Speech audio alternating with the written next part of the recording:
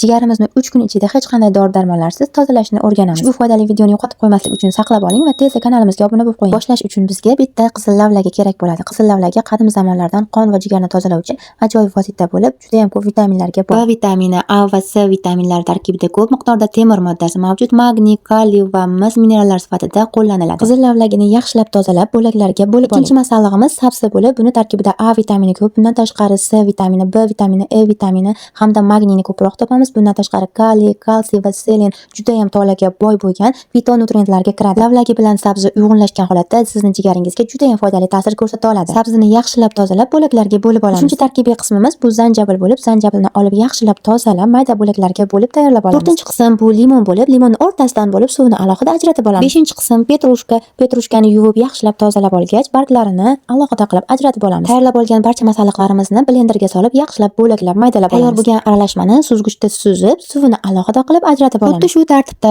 nonushta va ujin o'rnida tayyorlab 3 kun davomida iste'mol qiladigan bo'lsangiz, jigaringiz tozalanib, qoningiz yangilanib, teri holatingiz ham chiroyli bo'ladi. Sog'lig'ingiz ham tiklanib, ozishga tezroq erisha olasiz. Agar siz professional dietorg nazorati ostida jigaringizni tozalab, sog'lom ozishni xohlasangiz, kommentariyada shunchaki plus belgisini yozib qoldiring. O'zim sizga batafsil ma'lumotni yuborib qo'yaman.